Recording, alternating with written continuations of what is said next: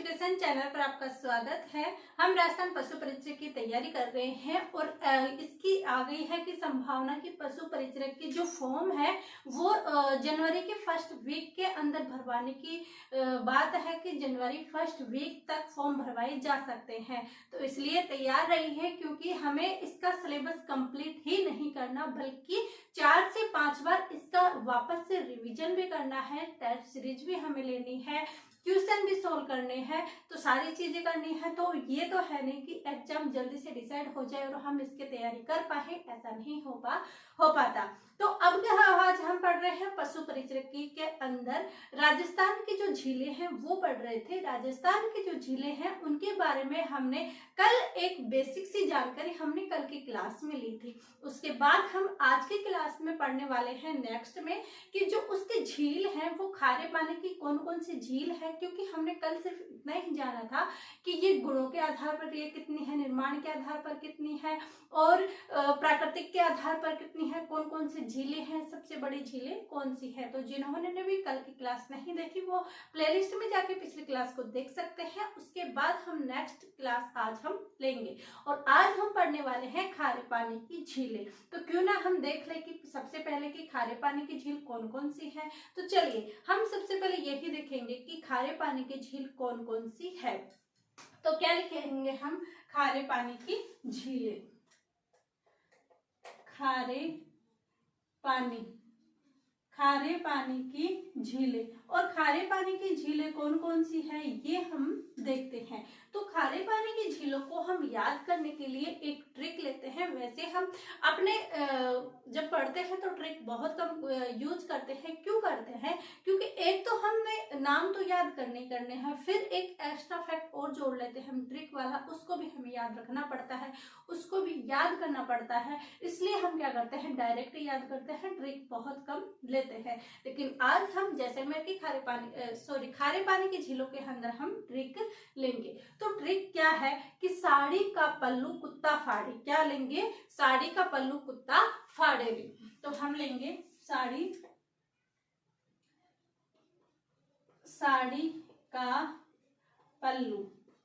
का पल्लू कुत्ता फाड़े रे। आप ये सोच रहे होंगे कि आप यही ट्रिक क्यों ले रहे हो, क्योंकि ये ट्रिक तो सब काम में लेते हैं। मैंने कोई ये ट्रिक बनाई ही नहीं है कि आप सोचो कि ये ट्रिक मैंने बनाई है। जी बिल्कुल नहीं। मैं आपको ये ट्रिक बता दूं कि मैंने बिल्कुल नहीं बनाई है, मैंने भी इसको देखा है, लेकिन मेरे को ये अच्छी लगी तो क्यों ना मैं आपको बेस्ट देने की वो करूं। क्योंकि इसके अंदर क्या है कि जो खारे पानी की झीलें हैं उसके अंदर सारी झीलों का नाम आ जाता है। तो साड़ी का पल्लू कुत्ता फाड़े रे। क्या लिखेंगे? साड़ी का पल्लू कुत्ता फाड़े रे। अब इससे कौन कौन सी झीलें आती हैं? तो यहाँ पर हम लिखते हैं कि सा से आ जाएगा सांबर, सा से क्या आ जाएगा? सांबर। डी से आ जाएगा डीडवाना झील, डीडवाना झील, एक डीडवाना झील आ गई। फिर कौन सी झील आ गई? का से आ जाएगी कावोद, और ये कावोद झील है कहाँ पर? ये जैसलमेर में है। फिर कौन सी आ जाएगी? पैसे पचपदरा झील, ये पचपदरा झील हो गई। फिर और कौन? लुणकसर झील। और कौन सी आ जाएगी? क्या लिखा है हमने? सा से सांबर झील, साड़ी, डी से डीडवाना झील देखा। और कौन सी देखी? कैसे? कावोद झील देखी। पैसे पचपदरा झील देखी। और कौन सी देखी? लू से लूणी झील देखी। और एक कौन सी है? कुचामन झील भी यहाँ पे है। कौन सी आ जाएगी यहाँ पर? कुचामन आ जाएगी। और क्या लिखेंगे यहाँ पर? कुचामन झील। और एक आ जाएगी ताल छापर झील, एक आ जाएगी। इसको फलोदी या फिर बाप झील भी बोलते हैं, फलोदी या बाप झील भी बोलते हैं इसको, बाप झील। और एक कौन सी आ जाएगी? डे से डेगाना झील, रे से रेवासा झील। कौन सी झील? रेवासा झील, रेवासा। तो हमने क्या देखा? खारे पानी के झीलों के अंदर कौन सी देखी? सांबर देखी। एक नंबर कौन सी देखी हमने? सांभर झील हो गई। दूसरी कौन सी हो गई? डेडवाना झील। और कौन सी हो गई तीसरी से? कावोद झील। और चौथे नंबर की हो गई पंचपद्रा झील। कौन सी होगी? पंचपद्रा झील। पांचवें नंबर पर कौन सी झील देखी हमने? लुणक्षर। कौन सी देखी? लुणक्षर झील देखी। और छठे नंबर पर कौन सी देखी? कुचामन झील देखी। और कौन सी है? ताल छापर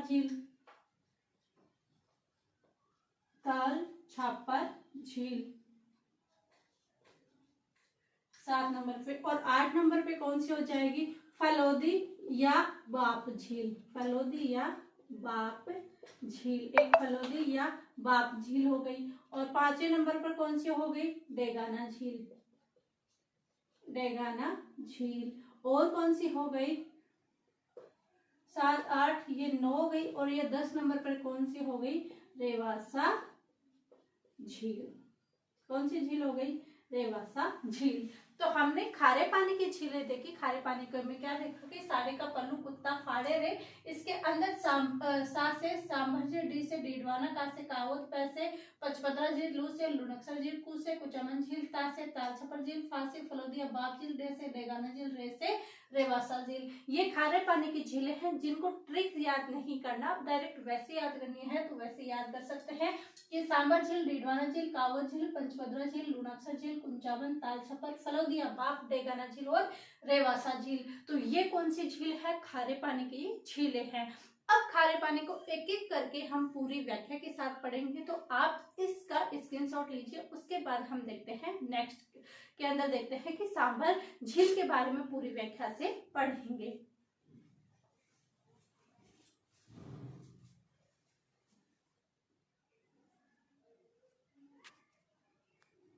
सांभर झील कौन से देखेंगे हम? सांभर झील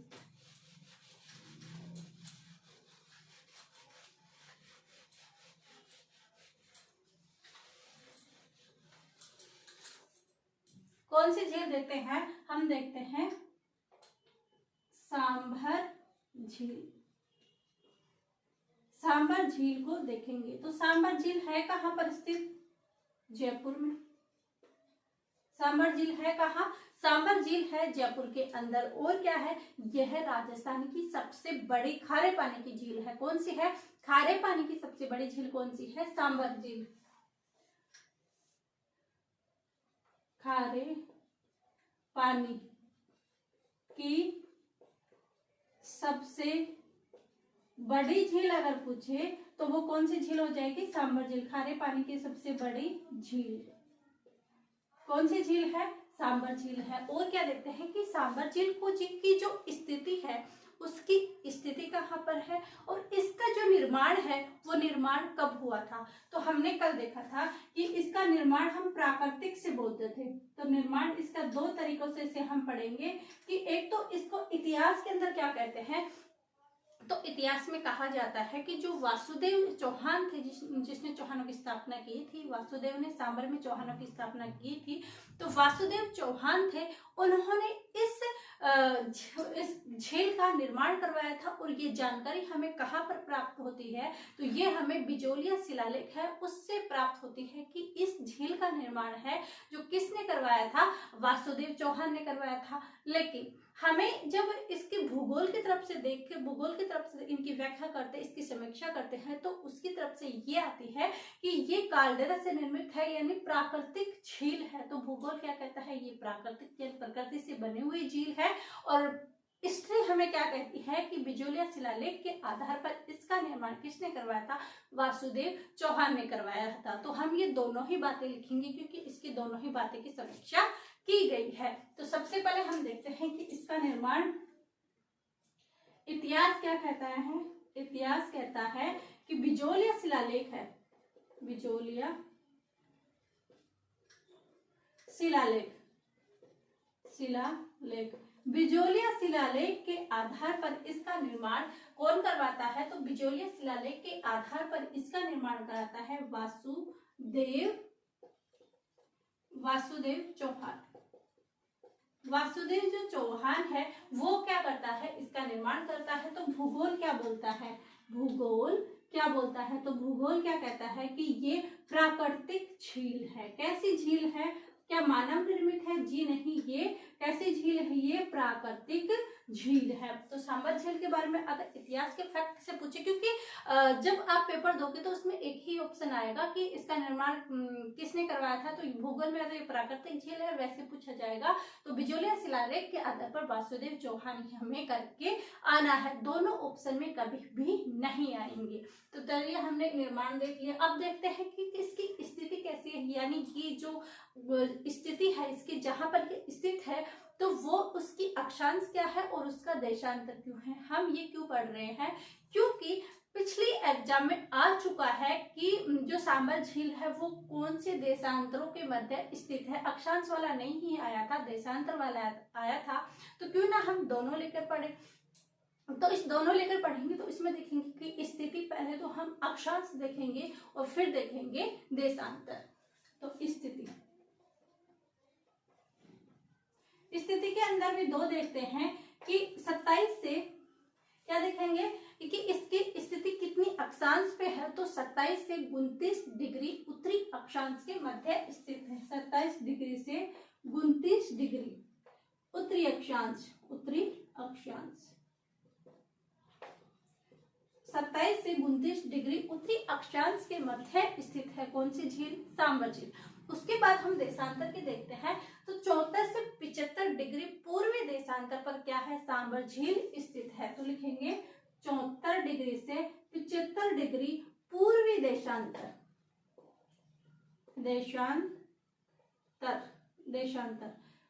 74 से 75 डिग्री पूर्वी देशांतर पर कौन सी झील है? सांबर झील है। तो इसकी स्थिति ध्यान रखना, 27 डिग्री से 29 डिग्री उत्तरी अक्षांश और 74 से 75 डिग्री पूर्वी देशांतर के मध्य कौन सी झील है? सांबर झील है। अब देखते हैं कि जो सांबर झील में है इसमें कौन कौन सी नदियां आकर गिरती है। डायग्राम बना के मैंने अफवाह तंत्र के अंदर आपको बताया था कि ये नदियां कौन कौन सी इसके अंदर गिरती है। तो हम देखते हैं नदियां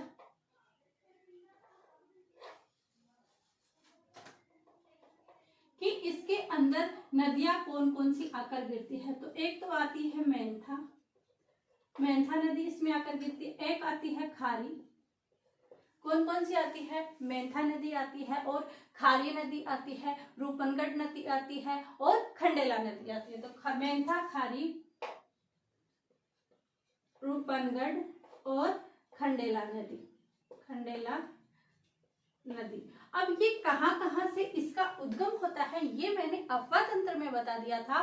तो जिसको नहीं पता है कि ये कहाँ से निकलती है तो एक बार आप बैक की वीडियो जाके देखिए अफवाह तंत्र के अंदर, उसके अंदर मैंने बताई गई है नदियों के अंदर की सांबर झील में कौन कौन सी नदियां आकर गिरती है। और ये एग्जाम में काफी बार क्वेश्चन आ चुका है कि सांबर के अंदर कौन कौन सी नदियां आकर गिरती है, कौन सी नहीं आकर गिरती। तो ये क्वेश्चन आ चुका है, तो इसको आप नॉर्मली ना ले और अच्छे से इसको पढ़े। दूसरी क्या है कि सांबर झील है उस पर क्या किया जाता है? नमक का उत्पादन किया जाता है। तो नमक का उत्पादन किया जाता है। अब नमक का उत्पादन किया जाता है तो भारत में इसका कितना हिस्सा है? तो भारत का लगभग 8.7% नमक में इसका क्या है? हिस्सा है। तो भारत में लगभग कितना?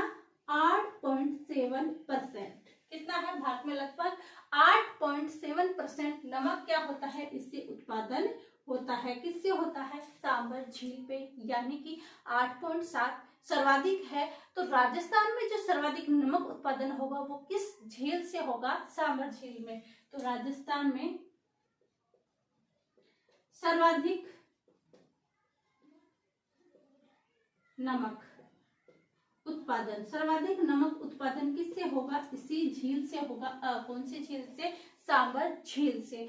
अब हमने देख लिया कि सांबर झील से राजस्थान में सबसे बड़ा होता है, भारत में भी इसका महत्वपूर्ण हिस्सा होता है कि लगभग 8.7% ये रखता है कि भारत का 8.7% नमक का उत्पादन ये करता है। तो यहाँ पर कंपनी भी जरूर होगी कि यहाँ पर कंपनी स्थापित की होगी जो नमक का उत्पादन सही तरीके से सही चीजें करती होगी। तो कौन सी कंपनी है, ये आया था सेकंड ग्रेड के अंदर की कौन सी कंपनी काम करती है, उसमें पूछा गया था कि पंचभद्रा वाला पूछा गया था कि पंचभद्रा पर कौन सी कंपनी कार्यरत है। तो वहां पर पंचभद्रा वाला पूछा गया था। तो ये चीजें भी आप ध्यान रखें, एग्जाम में क्वेश्चन पुटअप होते हैं। तो वहां पर कार्य कौन सी करती है, कहां पर, सांबर में। तो सांबर में हिंदुस्तान सांभर लिमिटेड काम करती है। कौन सा करती है कार्य, तो कार्य कौन सी करती है, हिंदुस्तान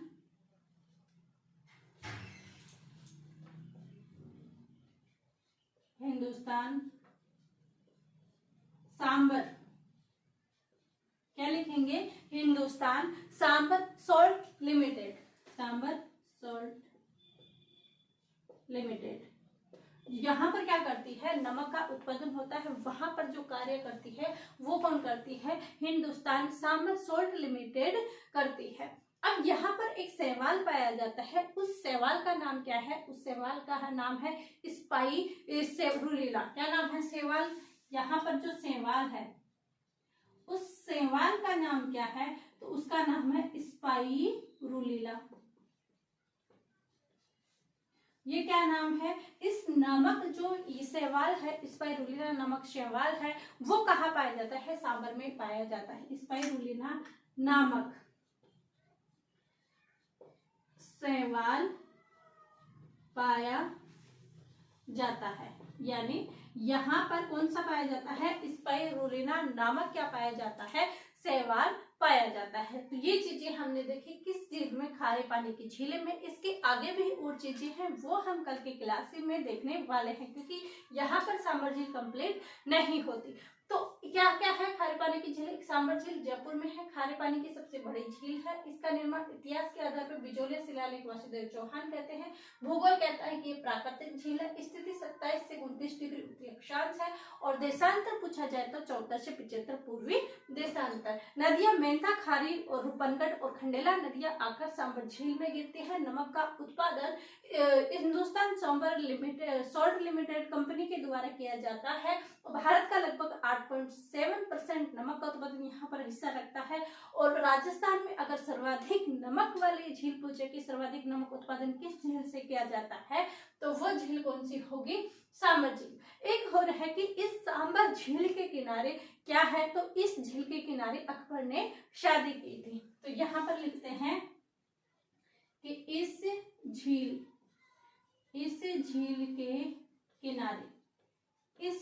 के किनारे अकबर ने शादी की थी। किस झील की थी, किस झील के किनारे की थी, इस झील के किनारे अकबर ने शादी की थी। कौन झील के, सांबर झील के किनारे। ये क्वेश्चन भी एग्जाम में आ चुका है, लेकिन ये पहले आता था, आजकल ये क्वेश्चन नहीं आते।